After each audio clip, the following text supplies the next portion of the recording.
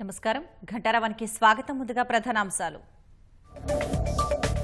విద్యార్థులు ప్రశాంతతతో పరీక్షలకు సిద్ధం కావాలన్న ప్రధాని. ఒత్తిడి లేకుండా చదివితే ఎగ్జామ్స్ లో రాణించవచ్చని వెల్లడి. పరీక్షల సమయంలో ఆరోగ్యకర ఆహారం తీసుకోవాలన్న మోదీ. సవాళ్లను ఎదుర్కోవడానికి ఎప్పుడూ సిద్ధంగా ఉండాలని సూచన.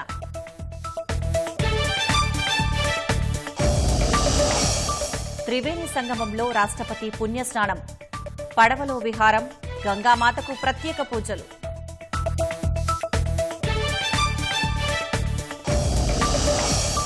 బెంగళూరులో ఎయిర్ ఇండియా ద్వైవార్షిక వైమానిక ప్రదర్శన. ప్రారంభించిన రాష్ట్రపతి కళ్లు చెదిరేలా విన్యాసాలు.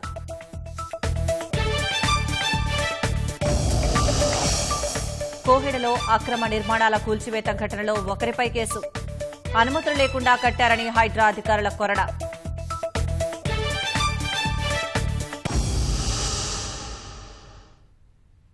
ఉత్తరప్రదేశ్ ప్రయాగ్రాజ్లో జరుగుతున్న మహాకుంభమేళాలో రాష్ట్రపతి ద్రౌపది ముర్ము పుణ్యస్నానం ఆచరించారు.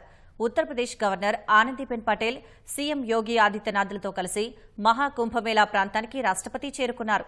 తొలుత ప్రత్యేకమైన పడవలో ప్రయాణించిన ముర్ము వలస పక్షులకు ఆహారం వేశారు.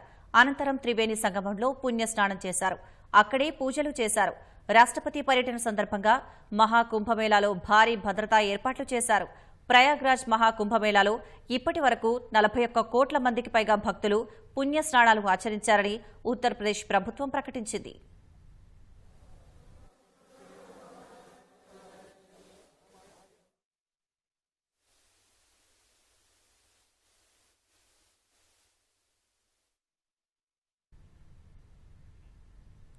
ప్రయాగ్రాజ్ మహాకుంభమేళాలో రాష్ట ఆర్ఎండ్బీ శాఖ మంత్రి కోమటిరెడ్డి వెంకటరెడ్డి పాల్గొన్నారు. ఉదయం 5 గంటలకు సంగం ఘాట్లో మంత్రి పవిత్ర స్నానం ఆచరించారు. తెలంగాణ సుభిక్షంగా ఉండాలని సంగం ఘాట్లో ప్రత్యేక పూజలు చేశారు. అనంతరం శ్రీ బడే హనుమాన్జీ దేవాలయాన్ని సందర్శించి హనుమంతుడికి మొక్కులు సమర్పించారు. మంత్రి కోమటిరెడ్డి వెంకటరెడ్డిని అర్చకులు తీర్థ ప్రసాదాలు అందించి ఆశీర్వదించారు.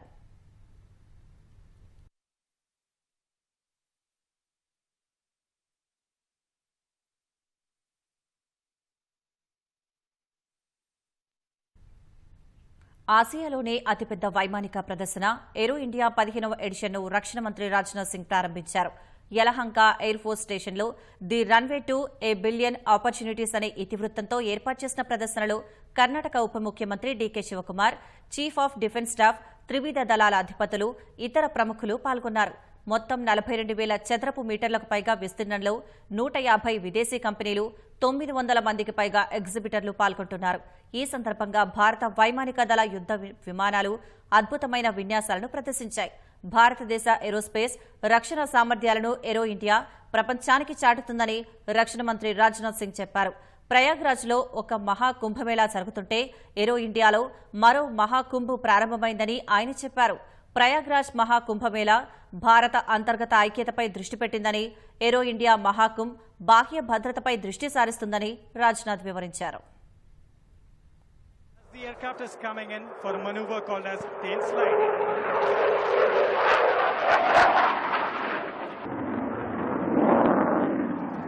Please keep looking to your right as the aircraft accelerates to a speed of 400 knots to perform few snap rolls right in front of you. And there you go.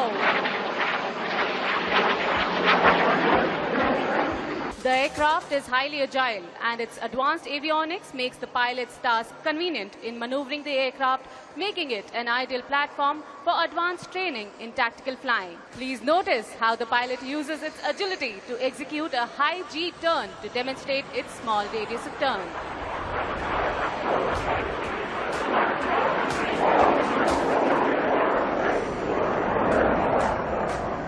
The aircraft has an advanced anti-skid systems in its blades, making it ideal platform to operate from short airfields.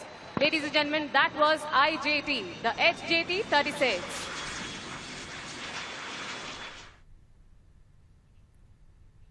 కొన ఊపిరితో ఉన్న మావోయిస్టులకు మరో గట్టి దెబ్బ తగిలింది. ఛత్తీస్గఢ్లో ఆదివారం జరిగిన ఎన్కౌంటర్లో 11 మంది మహిళలు సహా 31 మంది మావోయిస్టులు హతమయ్యారు. వారిలో మద్దేడు ఏరియా కమిటీ కార్యదర్శి బుచ్చన్న, పశ్చిమ బస్తర్ డివిజనల్ కమిటీ కార్యదర్శి, డివిజనల్ చేతన, నాట్య మంచ్ ఇన్ఛార్జ్ హుంగా కర్మ ఉన్నట్లు గుర్తించారు. మిగతా వారిని గుర్తించాల్సి ఉంది. ఛత్తీస్గఢ్ రాష్ట్ర చరిత్రలో రెండో పెద్ద ఎన్కౌంటర్గా పేర్కొన్న అధికారులు గాలింపు చర్యలు కొనసాగుతున్నట్లు తెలిపారు. ఆదివారం జరిగిన ఎన్కౌంటర్ ఛత్తీస్గఢ్ రాష్ట్రంలో చోటు చేసుకున్న ఎదురు కాల్పుల ఘటనల్లో రెండో అతిపెద్దది. గతేడాది సెప్టెంబర్ 4న బీజాపూర్ జిల్లా నారాయణపూర్, దంతెవాడ ప్రాంతంలో జరిగిన ఘటనలో 38 మంది మావోయిస్టులు మృతి చెందారు. ఆదివారం నాటి ఘటనతో కలిపి ఛత్తీస్గఢ్లో ఈ ఏడాది 81 మంది మావోయిస్టులు ప్రాణాలు కోల్పోయారు. ఛత్తీస్గఢ్ మహారాష్ట్ర సరిహద్దుల్లోని ఇంద్రావతి నేషనల్ పార్క్ సమీపంలోని మద్దేడు, పర్సెగూడ అటవీ ప్రాంతంలో ఆదివారం భారీ ఎదురు కాల్పులు జరిగాయి. ఇందులో 31 మంది మావోయిస్టులు, 2 జవాన్లు మృతి చెందారు. మృతుల్లో 11 మంది మహిళా మావోయిస్టులు ఉన్నారు. जिला बीजापुर की नेशनल पार्क इलाके में माओवादियों की उपस्थिति का आसूचना के आधार पर डीआरजी, एसटीएफ, बस्तर फाइटर एवं अन्य सुरक्षा बल का टीम अभियान के लिए रवाना की गए थे। अभियान के दौरान आज दिनांक 9 फरवरी को प्रातः 8 बजे से अनेक बार माओवादी एवं सुरक्षा बल के बीच में मुठभेड़ हुई। मुठभेड़ के पश्चात इलाके के सर्चिंग में कुल 31 माओवादियों के डेड बॉडी अभी तक रिकवर किए गए थे। घटनास्थल से काफ़ी बड़ी मात्रा में AK-47, INSAS, SLR, BJ launchers, इस प्रकार का हथियार भी रिकवर किए गए थे। आसपास इलाके में अभी सर्चिंग जारी है। उस मुठभेड़ में हमारा 2 जवान घायल हुआ और 2 हमारा जो DRG एवं STF का जवान मुठभेड़ में उनका शहादत भी हुआ। इसके बावजूद सुरक्षा बल द्वारा आसपास इलाके में अभी भी सर्चिंग जारी रखा है। उसमें जैसे अन्य रीइंफोर्समेंट पार्टी भी घटनास्थल के लिए रवाना किए गए थे और मुठभेड़ में नॉर्मली इस इलाका में नेशनल पार्क और तेलंगाना स्टेट कमेटी के कैडेट्स को उपस्थिति का आसूचना के आधार पर रवाना किए गए थे। शिनाख्ती होने के बाद माओवादियों का कौन कौन कैडर उपस्थित रहा उनका जानकारी हमको स्पष्ट रूप से प्राप्त हो। బీజాపూర్ జిల్లా పరిధిలో పోలీసు బలగాలపై దాడి చేసేందుకు మావోయిస్టులు వ్యూహం రచించారు. ఇంద్రావతి నేషనల్ పార్క్ సమీప అటవీ ప్రాంతంలోకి పెద్ద సంఖ్యలో చేరుకున్నారు. నిఘా వర్గాల ద్వారా సమాచారం అందడంతో Bijapur district reserve guard, special task force, Bastar fighters బృందాల్లోని జవాన్లు సుమారు 1000 మంది 4 రోజుల నుంచి కూంబింగ్ చేపట్టారు. వారికి నేషనల్ పార్క్ సమీప అటవీ ప్రాంతంలో ఆదివారం ఉదయం 8 గంటలకు మావోయిస్టులు తారసపడ్డారు. వారు కాల్పులకు దిగడంతో భద్రతా బలగాలు ప్రతిఘటించడం ప్రారంభించాయి. ఇరు వర్గాల మధ్య మధ్యాహ్నం వరకు భీకర కాల్పులు జరిగాయి. కాల్పులు తగ్గాక 31 మంది మావోయిస్టుల మృతదేహాన్ని భద్రతా బలగాలు స్వాధీనం చేసుకున్నాయి. మృతి చెందిన మావోయిస్టుల్లో 2ని మద్దేడు ఏరియా కమిటీ కార్యదర్శి బుచ్చన్న, పశ్చిమ బస్తర్ డివిజనల్ కమిటీ కార్యదర్శి, డివిజనల్ చేతన నాట్య మంచ్ ఇన్ఛార్జ్ హుంగా కర్మగా గుర్తించారు. మిగిలిన వారిని గుర్తించాల్సి ఉంది. ఘటనలో ప్రాణాలు కోల్పోయిన జవాన్లలో STF head constable Naresh Kumar Dhruv, DRG constable Vasit Raute ఉన్నారు. ఎస్టీఎఫ్ కానిస్టేబుల్ గులాబ్ మాండవి, జగ్గు కల్మో గాయపడగా హెలికాప్టర్లో రాయ్పూర్ ఆసుపత్రికి తరలించారు. వీరిద్దరి పరిస్థితి విషమంగా ఉన్నట్లు ఉన్నతాధికారులు తెలిపారు. ఘటనా స్థలంలో AK-47 తుపాకులు, INSAS 303, 12 bore barrel grenade launcher, ఇతర ఆయుధాలు, మందుగుండు సామాగ్రి లభ్యమయ్యాయి. ఎన్కౌంటర్ జరిగిన ప్రాంతంలో కూంబింగ్ కొనసాగుతోంది. టీజీఎస్ ఆర్టీసీ కార్మిక సంఘాలు యాజమాన్యం మధ్య కార్మిక శాఖ జాయింట్ కమిషనర్ ఆధ్వర్యంలో ఇవాళ చర్చలు జరగనున్నాయి. మరింత సమాచారం మా ప్రతినిధి శ్రీపతి శ్రీనివాస్ ప్రత్యక్ష ప్రసారం ద్వారా అందిస్తారు. సాయంత్రం 4 గంటలకు కార్మిక శాఖ జాయింట్ కమిషనర్తో పాటు ఆర్టీసీ యాజమాన్యం, కార్మిక సంఘాల జేఏసీ నేతలతో సమావేశం ఉంది. దానికి సంబంధించి ఇప్పటికే ఆర్టీసీ జేఏసీ నేతలంతా కూడా సమావేశమై కీలక నిర్ణయాలు తీసుకున్నారు. ఇక్కడ వీళ్ళ సమావేశానికి సంబంధించినటువంటి నిర్ణయాలు ఏంటి, వాళ్ళు ఏమంటున్నారు వాళ్ళని అడిగి తెలుసుకుందాం. సాయంత్రం మిమ్మల్ని లేబర్ కమిషనర్ పిలిచారు కదా, సో ఇక్కడ మీరు సమావేశం అయ్యారు కదా, ఎటువంటి నిర్ణయాలు తీసుకున్నారు? ఇక్కడ మేము లేబర్ కమిషనర్ నుండి, కార్మిక శాఖ నుండి చర్చలకు మమ్మల్ని ఆహ్వానించడం జరిగింది.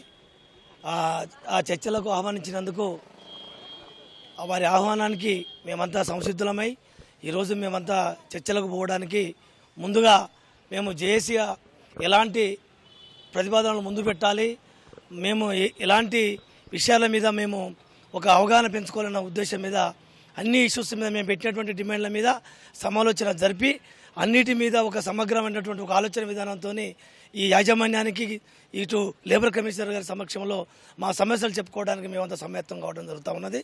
మేము ఈరోజు ఒక్కటే చెప్తా ఉన్నాం, మేనేజ్మెంట్ తరఫున, యాజమాన్యానికి తరఫున మేము మేము అడుగుతా ఉన్నాం. వారికి మేము మా జేఏసీ పక్షాన మీరు మొన్నటి నుండి సమ్మె నోటీస్ ఇచ్చిన కాడి నుంచి ఏదైతే డిపోలలో ప్రచారం చేస్తున్నారో మీకు అన్నీ చేస్తామో, కార్మికులు సమ్మెకు పోకండి, జేఏసీ మాటలు మీరు నమ్మకండి, ఈ ఆర్టీసీ ఎక్కడికి పోతలేదు, ఆర్టీసీ ప్రైవేటీకరణ అయితలే అని చెప్పేసి ఎండీ గారు స్పష్టంగా ప్రతి డిపోలలో గేటు మీటింగ్ల ద్వారా చెప్పడం జరుగుతూ ఉన్నది.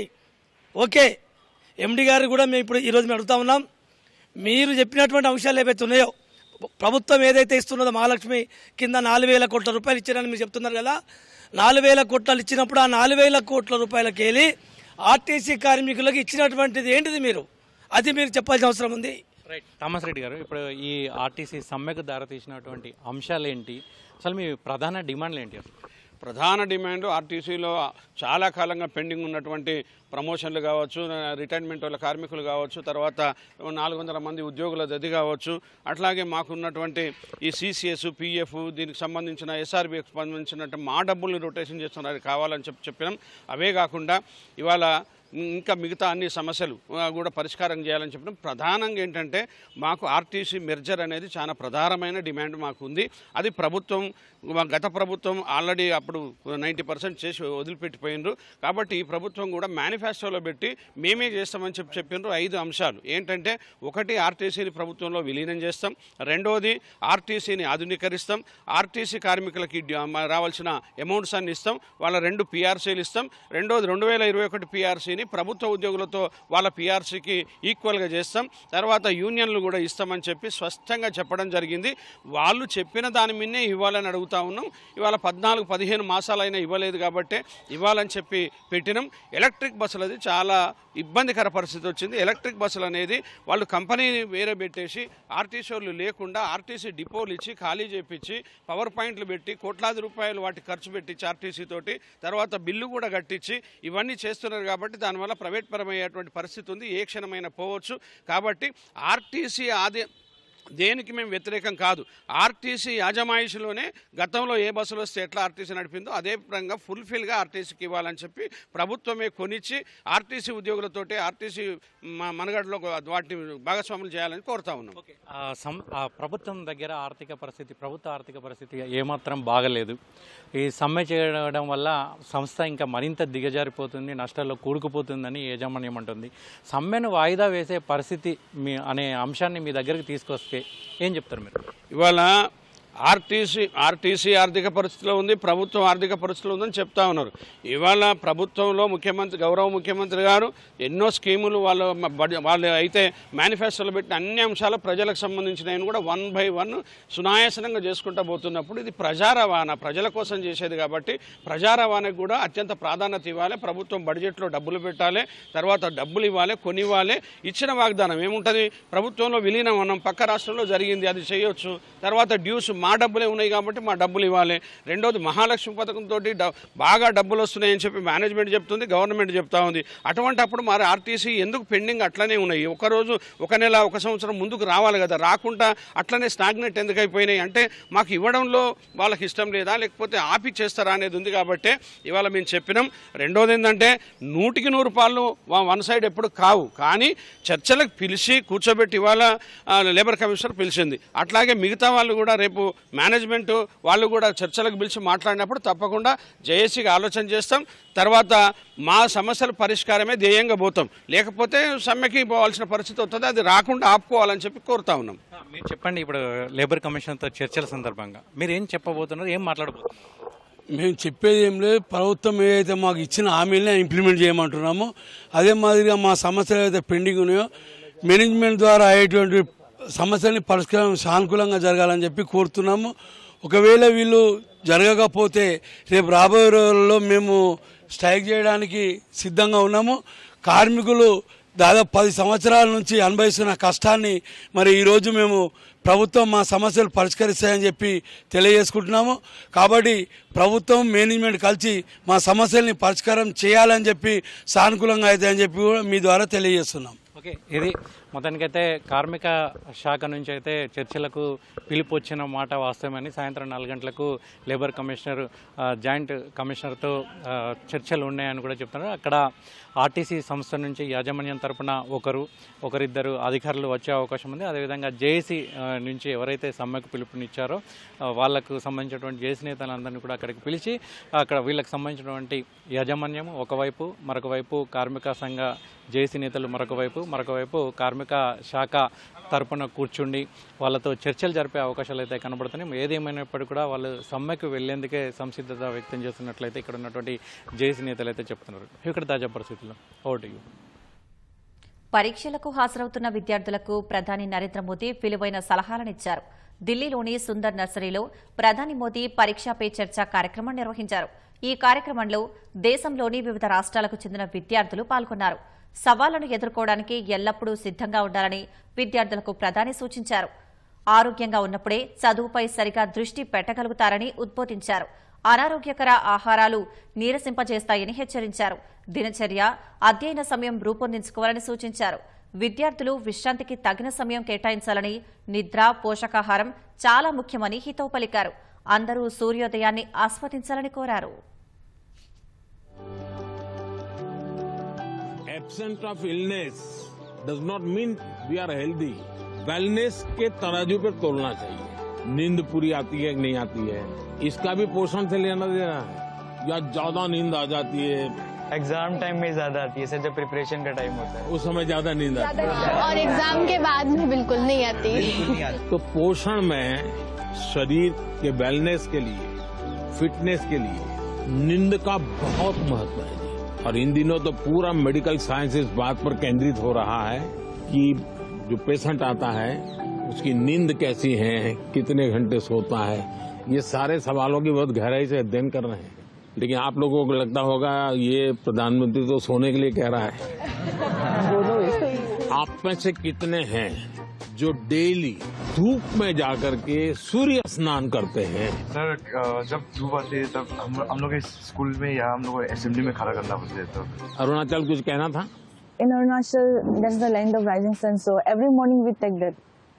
हर एक को आदत डालनी चाहिए कि कुछ पल सूर्य की बड़ी सुबह की हो, शाम, जो भी अपनी सुविधा, शरीर का ज्यादा से ज्यादा हिस्सा जिसको डायरेक्ट सूरज लगे, 2 मिनट, 5 मिनट, 7 मिनट, ऐसे नहीं भी स्कूल जाते समय रात में धूप थी भाई देख लिया धूप को, ऐसे नहीं. योजना से आप में से कितने लोग हैं जिन्होंने पेड़ के नीचे खड़े रह करके सूर्योदय के बाद कम से कम 10 बार गहरी सांस लेने का प्रयास किया? पेड़ के नीचे खड़े रह करके एकदम जितनी सीना भर जाए, इतना सांस जितना दम एकदम लगेगा फट जाएगा. करते हैं रेगुलर? सर गहरी सांस तो नहीं, पर सर बहुत रिलैक्स मिलता है. मेरा कहने का तात्पर्य था जीवन में कोई भी प्रगति करनी है, पोषण का महत्व है. आप क्या खाते हैं, कब खाते हैं, कैसे खाते हैं और क्यों खाते हैं. ప్రశాంతంగా ఉండి పరీక్షలకు సిద్దం కావాలని ప్రధాని నరేంద్ర మోదీ విద్యార్థులకు పిలుపునిచ్చారు. పరీక్షపై చర్చ కార్యక్రమంలో భాగంగా పరీక్షలపై విద్యార్థులకు ఉన్న అభిప్రాయాలను ఆయన అడిగి తెలుసుకున్నారు. ఒత్తిడి లేకుండా చదివితే పరీక్షల్లో బాగా రాణించవచ్చని చెప్పారు. తక్కువ మార్కులు వస్తే ఇంట్లో పరిస్థితులు మారిపోతాయన్న మోదీ ఒత్తిడి ఉన్నా పట్టించుకోకుండా స్వతహాగా సిద్దం కావాలని సూచించారు. క్రికెట్లో ఎంత ఒత్తిడి ఉన్నప్పటికీ బ్యాటర్ బాల్పై మాత్రమే దృష్టి పెట్టి 6 or 4 ఎలా కొడతాడో అలాగే విద్యార్థులు ఒత్తిడిని అధిగమించి చదువుపై దృష్టి పెట్టాలని సూచించారు. तो क्या करेंगे सर बस अपनी मेहनत करते जाएं, बाकी प्रभु पे छोड़ दें. देखिए आपकी बात सही है आकांक्षा. ये हमारे समाज जीवन में दुर्भाग्य से ऐसा घुस गया है कि अगर हमने स्कूल में इतना नंबर नहीं लाया, 10th में इतना नहीं आया, 12th में इतना नहीं आया, तो जैसे जिंदगी तबाह हो जाएगी. Yes sir. और इसलिए पूरे घर में तनाव तनाव तनाव हो जाए. तो रात माँ बाप को तो समझा नहीं सकते. अब तो एग्जाम के 2 महीने बचे होंगे, अब उनको कहो माँ अभी भाषण मत दो, ऐसा तो नहीं कर सकते. आपने अपने आप को तैयार करना. इसका मतलब आप पर प्रेशर है. सब लोग कहते हैं ये करो वो करो ये करो वो, ऐसा होता है. Yes sir. आप में से कितने लोग हैं जो कभी क्रिकेट मैच होता है तो टीवी पे क्रिकेट देखते हैं? कितने लोग हैं? सब हैं? आपने देखा होगा जब खेलते हैं तो स्टेडियम में से आवाज आती है. Yes sir. क्या आवाज आती है? सर सारे क्राउड सिक्स. कोई कहता है 4. कोई कहता है 6. अब बैट्समैन क्या करता है? आपको सुनता है कि वो उस बॉल को देखता है? अगर वो इसी में लग जाए, उसने सिक्सर कहा है चलो लगाओ सिक्सर, तो क्या हो जाएगा? इसका मतलब कि बैट्समैन उस प्रेशर की परवाह नहीं करता. उसका पूरा ध्यान उस बॉल पे होता है। अगर आप भी इस प्रेशर को मन में न लेते हुए अपना ध्यान, आज मैंने इतना पढ़ना तय किया, ये अगर कर लेते हैं आप आराम से उस प्रेशर में से भी अपने आप को दिखा सकते। రంగారెడ్డి జిల్లా హయత్నగర్ పరిధి కోహిడలో కూల్చివేతల ఘటనలో ఒకరిపై కేసు నమోదైంది. అనుమతులు లేకుండా నిర్మాణాలు చేపట్టారని హైడ్రా అధికారి ఫిర్యాదు మేరకు బాలరెడ్డిపై కేసు నమోదు చేశారు. సర్వే నెంబర్ 951, 952లలో ప్లాట్లు కబ్జా చేసి ఫామ్ హౌస్ను నిర్మించారని బాధితులు హైడ్రాను ఆశ్రయించారు. వారి ఫిర్యాదు మేరకు నిన్న పోలీసు బందోబస్తు మధ్య అధికారులు కూల్చివేతలు చేపట్టారు.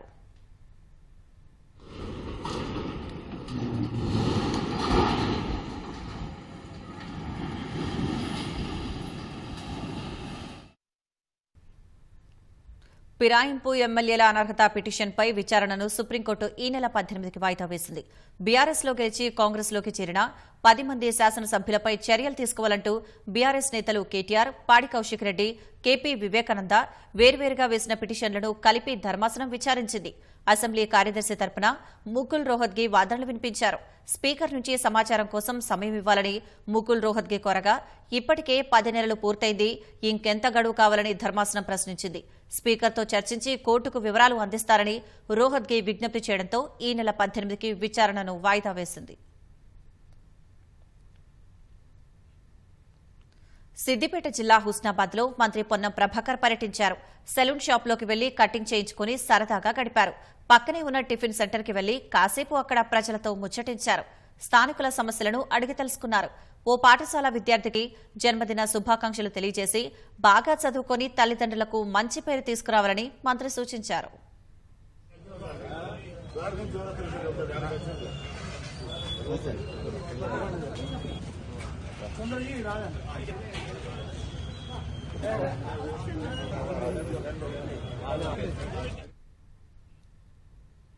హైదరాబాద్ మీర్పేటలో భార్యను హతమార్చి మృతదేహాన్ని ముక్కలుగా చేసి మాయం చేసిన కేసులో పోలీసుల దర్యాప్తు కొనసాగుతోంది. కోర్టు అనుమతితో 4 రోజుల పాటు నిందితుడు గురుమూర్తిని కస్టడీకి తీసుకున్న పోలీసులు 3వ రోజు విచారిస్తున్నారు. విచారణలో పలు కీలక విషయాలను పోలీసులు రాబట్టినట్టు తెలుస్తోంది. భార్య మాధవిని గురుమూర్తి ఒక్కడే హత్య చేసినట్లు పోలీసులు గుర్తించారు. ఈ కేసులో నిందితుడు గురుమూర్తితో పాటు మరో 3 పేర్లను పోలీసులు ఎఫ్ఐఆర్లో చేర్చారు. గురుమూర్తి సోదరి, తల్లి, సోదరుడు కిరణ్ను నిందితులుగా పేర్కొన్నారు. ప్రధాన నిందితుడిపై హత్యకు సంబంధించి సెక్షన్లు నమోదు చేయగా మిగిలిన 3పై బీఎన్ఎస్లోని 85 సెక్షన్ను ప్రయోగించారు. ప్రస్తుతం ఈ 3 పరారీలో ఉన్నట్లు పోలీసులు తెలిపారు. విచారణ అనంతరం గురుమూర్తిని రేపు సాయంత్రం కోర్టులో పోలీసులు హాజరుపరచనున్నారు. హైదరాబాద్లోని పాతబస్తీలో భారీ అగ్ని ప్రమాదం సంభవించింది. పాతబస్తీ దివాన్ దేవుడిలోని 4వ అంతస్తులో ఉన్న బట్టల షాపులో తెల్లవారుజామున ఒక్కసారిగా మంటలు చెలరేగాయి. పక్కనే ఉన్న దుకాణాలకు కూడా మంటలు అంటుకున్నాయి. వెంటనే అక్కడికి చేరుకున్న అగ్నిమాపక సిబ్బంది 10 అగ్నిమాపక యంత్రాలతో మంటలార్పేశారు. వరుసగా ఉన్న దుకాణాలకు మంటలు వ్యాపించడంతో భారీగానే ఆస్తి నష్టం జరిగి ఉంటుందని అంచనా వేస్తున్నారు. షార్ట్ సర్క్యూట్ కారణంగా ప్రమాదం జరిగి ఉండవచ్చని అధికారులు భావిస్తున్నారు. సంగారెడ్డి జిల్లా జహీరాబాద్లో తెల్లవారుజామున భారీ అగ్ని ప్రమాదం జరిగింది. అంబేద్కర్ చౌరస్తాలోని ఓ ఎలక్ట్రానిక్ షాప్లో విద్యుత్ ఆఘాతంతో మంటలు వ్యాపించాయి. దుకాణం నుంచి పెద్ద ఎత్తున పొగలు రావడాన్ని గుర్తించిన స్థానికులు అగ్నిమాపక సిబ్బందికి సమాచారం అందించారు. దుకాణం షట్టర్ తాళాలు త్వరగా తెరుచుకోకపోవడంతో జేసీబీ సాయంతో పగలగొట్టి మంటలను అదుపు చేశారు. అగ్నిమాపక సిబ్బంది మంటలు వ్యాపించకుండా అదుపు చేయడంతో పక్కన ఉన్న దుకాణాలకు ప్రమాదం తప్పింది.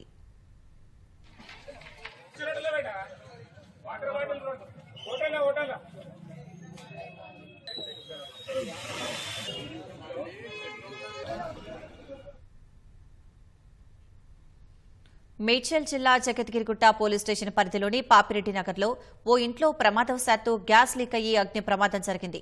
సువర్ణ అనే మహిళ వంట చేస్తుండగా గ్యాస్ లీక్ అయ్యి ఒక్కసారిగా మంటలు చెలరేగాయి. ప్రమాదంలో మహిళకు తీవ్ర గాయాలయ్యాయి. గమనించిన స్థానికులు పోలీసులకు సమాచారం అందించి బాధితురాలిని ఆసుపత్రికి తరలించారు. ఘటనా స్థలికి చేరుకున్న పోలీసులు కేసు నమోదు చేసుకుని దర్యాప్తు చేస్తున్నారు.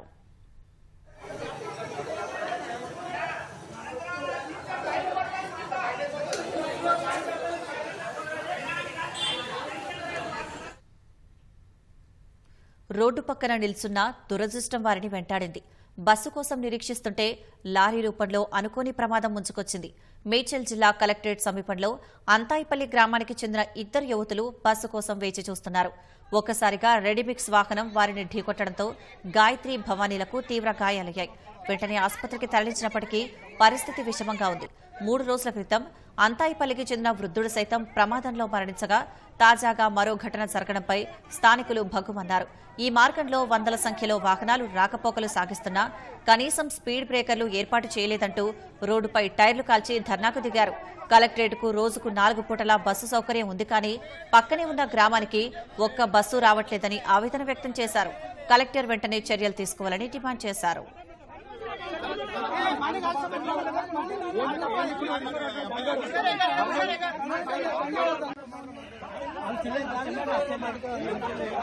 हम